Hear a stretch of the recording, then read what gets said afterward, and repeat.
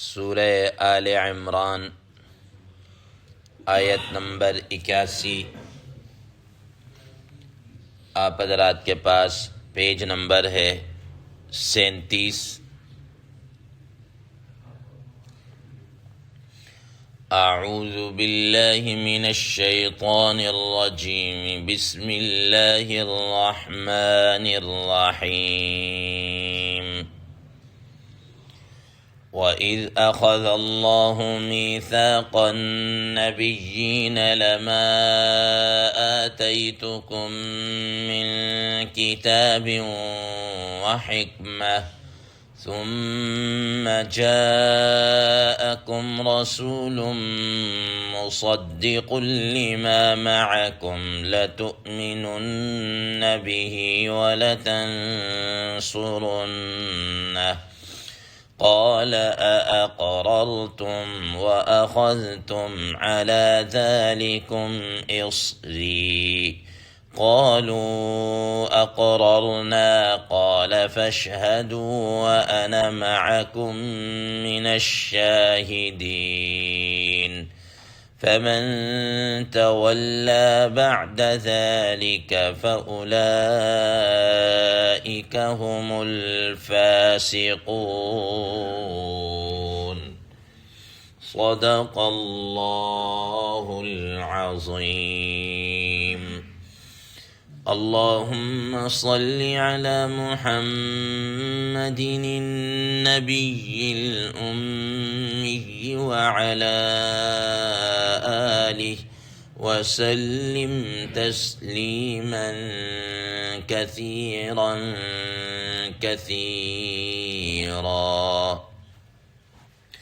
محترم سامعین کرام، ان آیات کا ترجمہ اللہ تبارک و تعالی ارشاد فرماتے ہیں، وَإِذْ أَخَذَ اللَّهُ مِيثَاقَ النَّبِيِّينَ، اور وہ وقت یاد کرو جب اللہ تعالیٰ نے انبیاء علیہم السلام سے عہد لیا، لَمَا آتَيْتُكُم مِّن كِتَابٍ وَحِكْمَةٍ، کہ جب میں تم کو کوئی کتاب اور حکم دوں، علم دوں، ثُمَّ جَاءَكُمْ رَسُولٌ مُصَدِّقٌ لِّمَا مَعَكُمْ، پھر تمہارے پاس کوئی پیغمبر آ جائے جو تصدیق کرنے والا ہو اس چیز کی جو تمہارے پاس ہے، لَتُؤْمِنُنَّ بِهِ وَلَتَنصُرُنَّهُ،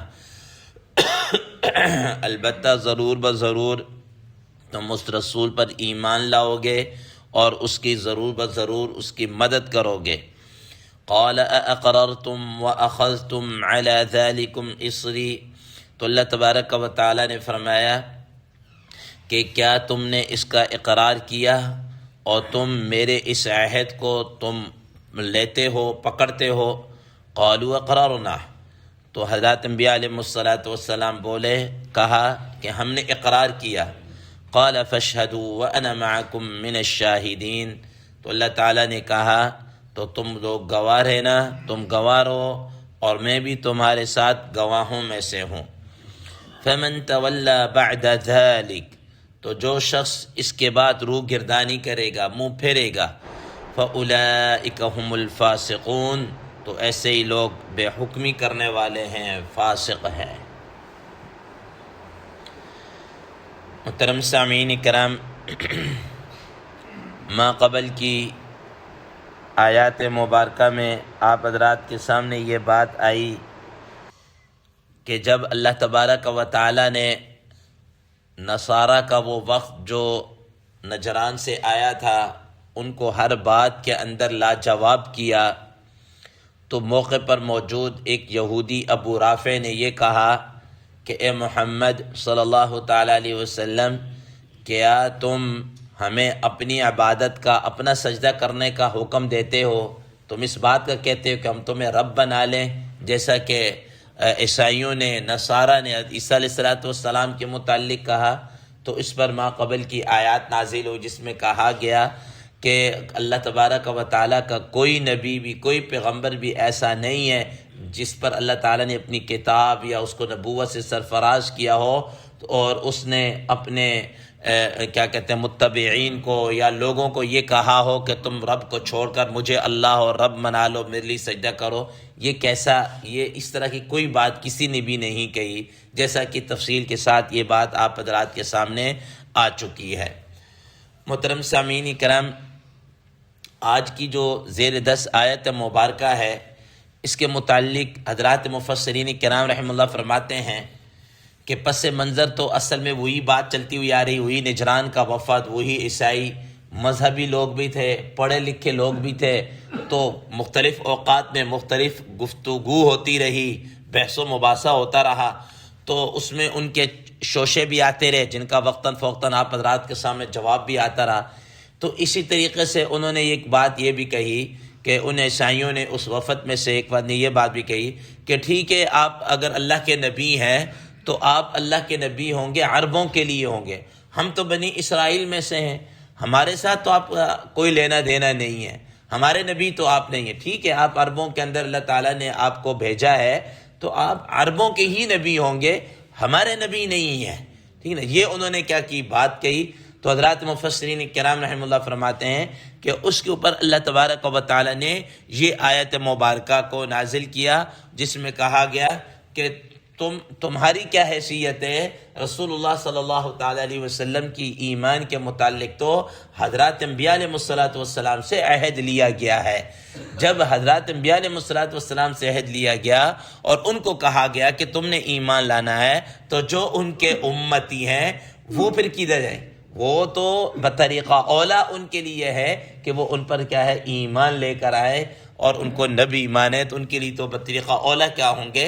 آپ صلی اللہ علیہ وسلم نبی ہوں گے۔ تو بہرحال اس آیت مبارکہ کے متعلق حضرات مفسرین کرام رحمہ اللہ یہ فرماتے ہیں کہ اللہ تبارک و تعالیٰ نے اس میں ایک عہد کو ذکر کیا ہے، اور قرآن مجید کے اندر اللہ تبارک و تعالیٰ نے مختلف مقامات پر مختلف قسم کے عہد لیے گئے، جیسا کہ سورہ ہم نے بقرہ کے اندر پڑھا، بنی اسرائیل سے مختلف اوقات میں لیے گئے، اور اسی طرح سورہ مائدہ میں بھی اور دیگر بھی مقامات پر ہے۔ لیکن کچھ عہد ایسے ہیں جو مشہور و معروف ہیں، اس کو فیمس کہتے ہیں نا، مشہور و معروف ہے، ٹھیک ہے نا۔ ان میں سے بڑا مشہور اور معروف عہد الستو ہے، جس کو قرآن مجید میں اللہ تبارک و تعالیٰ نے سورہ اعراف کے اندر بیان فرمایا، وَإِذْ أَخَذَ رَبُّكَ مِن بَنِي آدَمَ مِن ظُهُورِهِمْ ذُرِّيَّتَهُمْ وَأَشْهَدَهُمْ عَلَىٰ أَنفُسِهِمْ أَلَسْتُ بِرَبِّكُمْ قَالُوا بَلَىٰ، کہ میں تمہارا رب نہیں ہوں۔ ان سب کو اللہ تبارک و تعالیٰ نے بالکل ایک عالم ارواح کے اندر سب کو اکٹھا کر گیا، اور اللہ تعالیٰ نے ان سے پوچھا، سب پورے ٹوٹل انسانیت کو، ٹھیک ہے نا، A to Z جتنے بھی، ان سب کو اکٹھا کر کے کہا کیا میں تمہارا رب نہیں ہوں؟ تو اللہ تعالیٰ نے ایک عہد لیا جس کی تفصیل ہم انشاءاللہ اس موقع پر پڑھیں گے۔ ایک تو یہ عہد الستو ہے۔ دوسرا حضرات مفسرین کرام رحمہ اللہ فرماتے ہیں بڑا مشہور جو عہد ہے وہ یہ عہد ہے جو حضرات انبیاء علیہ السلام سے لیا گیا، جس کا اس آیت مبارکہ میں تذکرہ ہے۔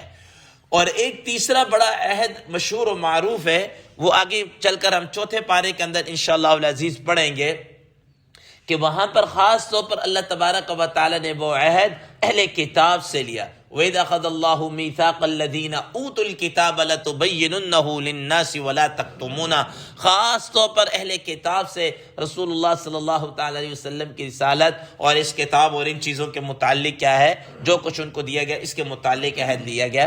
یہ کچھ عہد ہے جو بڑے مشہور ہیں، اس کے علاوہ اور بھی وقتاً فوقتاً اللہ تبارک و تعالیٰ نے کچھ عہد ہے۔ تو اب اس آیت مبارکہ میں جس عہد کا اور جس میثاق کا ذکر ہے، اس کے متعلق حضرات مفسرین کرام رحمہ اللہ کی دو رائے ہیں کہ یہ عہد کس سے لیا گیا اور کس کے متعلق لیا گیا، یہ عہد کس کے متعلق لیا۔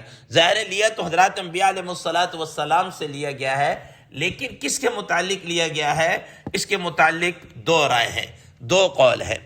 ایک قول سیدنا حضرت علی رضی اللہ تعالی عنہ اور اس طریقے سے دیگر حضرات رضوان اللہ تعالی علیہم اجمعین کی طرف منسوب ہے، جس کو علامہ آلوسی رحمہ اللہ نے اپنی تفسیر روح المعانی کے اندر ذکر کیا ہے. یا علامہ روح المعانی یہ 13ویں صدی ہجری کے بہت بڑے مشہور مفسر گزرے ہیں. غالباً 1280 یا 70 کے اندر ان کا انتقال ہوا ہے. ان کی تفسیر روح المعانی 30 جلدوں کے اندر ہے. ہر پارے کے ایک کیا ہے جلد ہے، اس کے اوپر عربی زبان کے اندر ہے، اور بڑی شاہکار انہوں نے تفسیر لکھی ہے جس کے اندر نحو بھی ہے، تفسیر بھی ہے، منطق بھی ہے، اور بہت ساری چیزیں اپنے وقت کے حساب سے انہوں نے بہت بہترین تفسیر لکھی ہے، عربی زبان کے اندر ہے. اور یہ بغداد کے رہنے والے. اور دوسرا یہ جو حضرت علی رضی اللہ تعالی عنہ کا قول وغیرہ ہے انہوں نے ذکر کیا، علامہ ابن کثیر رحمہ اللہ نے بھی ذکر کیا ہے. اور دوسرا قول حضرت طاؤوس رحمہ اللہ ہے، ان کا ہے، جو ہے عبداللہ ابن عباس رضی اللہ تعالی عنہ کے شاگرد ہیں. حضرت حسن بصری رحمہ اللہ کا ہے، حضرت قتادہ رحمہ اللہ کا ہے کہ یہ بڑے جلیل القدر مفسرین میں ان کا کیا ہوتا ہے شمار ہوتا ہے. اب حضرت طاؤوس جو ہیں ڈائریکٹلی حضرت عبداللہ ابن عباس رضی اللہ تعالی عنہ کے شاگرد ہیں. اور ان کے اس قول کو جہاں علامہ ابن کثیر رحمہ اللہ نے ذکر کیا ہے، وہاں پر ایک کیا کہتے ہیں حدیث کی کتاب ہے مصنف عبد الرزاق، جو حال ہی کے اندر اس کا چھپ کے آئی ہے. کچھ تقریباً تھوڑا ہی ٹائم ہوا ہے یہ چھپ کر آئی ہے. اور تقریباً اس کے اندر حضرات فرماتے ہیں، محققین فرماتے ہیں 22,000 احادیث ہیں. اور یہ حضرت کیا کہتے ہیں امام بخاری رحمہ اللہ کے استاذ کے بھی استاذ ہیں، یعنی حضرت امام بخاری رحمہ اللہ کے شیخ ہیں. حضرت امام ابو حنیفہ رحمہ اللہ کے شاگردوں میں سے ہیں، اور حضرت امام بخاری رحمہ اللہ کے استاذ کے بھی استاذ ہیں. 22,000 احادیث اس کے اندر نقل کی گئی ہیں، اور بڑی اتھینٹک قسم کی کیا ہے احادیث ہیں اس کے اندر. اور انہوں نے جناب اعلیٰ اور اس کے اوپر حاشیہ بھی مولانا حبیب الرحمن اعظمی صاحب رحمہ اللہ نے اپنی زندگی کے آخری حصے کے اندر جب 80-85 سال کی عمر ہو چکی تھی اس وقت انہوں نے اس پہ حاشیہ لکھا. اور یہ بڑی اب چھپ کر کیا ہے اب مل جاتی ہے. ہماری مسجد کی لائبریری کے اندر بھی مصنف عبد الرزاق یہ پڑی ہوئی ہے. تو بہرحال اس کے اندر ذکر کیا. اب وہ فرماتے ہیں علامہ طاؤوس رحمہ اللہ اور حضرت حسن بصری رحمہ اللہ وغیرہ یہ فرماتے ہیں کہ یہ جو عہد لیا گیا ہے یہ اللہ تبارک و تعالی نے ہر نبی سے اس طور پر یہ عہد لیا ہے کہ اگر تمہارے زندگی کے اندر کوئی بھی دوسرا نبی آ گیا تو وہ دوسرا نبی آنے والا پہلے نبی کی کیا کرے گا؟ تصدیق کرے گا، اس کی مدد کرے گا. تم نے اس کی مدد کرنی ہے، مدد نصرت کرنی ہے، اس کا ساتھ دینا ہے. ہر نبی سے اس طریقے سے گویا کہ یہ عہد لیا گیا. تو گویا کہ یہ عمومی عہد ہے جو تمام حضرات انبیاء علیہ الصلوۃ سے تمام حضرات انبیاء علیہ الصلوۃ کے متعلق ایک سے دوسرے کے متعلق عہد لیا گیا. دوسرا قول جس کو اکثر مفسرین کرام رحم اللہ نے ذکر کیا ہے، اور حضرت علی رضی اللہ تعالیٰ عنہ نے بھی اس کو ذکر کیا، وہ یہ ہے کہ یہ خاص طور پر جو عہد ہے یہ رسول اللہ صلی اللہ تعالیٰ علیہ وسلم کے متعلق لیا گیا ہے. رسول اللہ صلی اللہ علیہ وسلم کے متعلق ہر نبی سے کیا ہے یہ عہد لیا گیا کہ اگر ان کی زندگی کے اندر یہ رسول آگے، رسول اللہ صلی اللہ علیہ وسلم آگے، تو ضرور بضرور وہ ان پر ایمان بھی لے کر آئیں گے اور ان کی مدد و نصرت بھی کیا ہے کریں گے. اب ظاہر ہے کہ نبی کریم صلی اللہ تعالی علیہ وسلم تو ان میں سے کسی کی زمانے کے اندر نہیں آئے سوائے حضرت عیسیٰ علیہ السلام کہ اللہ تعالیٰ نے ان کو آسمانوں پر زندہ اٹھا لیا. اب وہ آئیں گے اور وہ آ کر رسول اللہ صلی اللہ علیہ وسلم کی رسالت پر ایمان بھی لے کر آئیں گے اور آپ کے دین کے مطابق چلیں گے، اور آپ کی دین کی مدد نصرت کرنا یہ ساری جگہ آپ کو منقول ہے. پھر بھی انشاءاللہ کہیں اس کا تذکرہ آ جائے گا. تو یہ دو قول ہے. زیادہ ترجیح اسی کو دی جاتی ہے کہ رسول اللہ صلی اللہ تعالی علیہ وسلم کے متعلق یہ کیا کیا گیا؟ عہد لیا گیا. اب یہ کہ یہ عہد کس وقت لیا گیا ہے، یہ عہد کس وقت لیا گیا ہے؟ حضرات مفسرین کرام رحم اللہ فرماتے ہیں اس بارے میں بھی ان کی دو رائے ہیں، دو قول ہیں. ایک تو یہ ہے کہ اللہ تبارک و تعالی نے جس وقت عہد الستو لیا، تمام انسانوں سے عہد لیا، اس کے بعد اللہ تبارک و تعالی نے حضرات انبیاء علیہ السلام سے اجتماعی یا انفرادی رسول اللہ صلی اللہ علیہ وسلم کے متعلق یہ کیا کیا گیا؟ عہد لیا گیا. تمام حضرات انبیاء علیہ السلام سے عہد لیا. اور دوسرے نمبر پر یہ ہے کہ ہر نبی کو جب نبوت دی گئی تو اس نبی سے اس کے زمانے کے اندر بذریعہ وحیہ اس طریقے سے ان سے عہد لیا گیا. حضرت آدم علیہ السلام سے الگ، حضرت نوح علیہ السلام سے ان کے زمانے میں الگ، حضرت ابراہیم علیہ السلام سے ان کے زمانے میں الگ، حضرت موسیٰ علیہ السلام، عیسیٰ علیہ السلام، ان سب کے زمانوں کے اندر ان سب سے کیا کیا گیا؟ الگ الگ ان سے عہد لیا گیا. تو یہ اس عہد میثاق کے متعلق.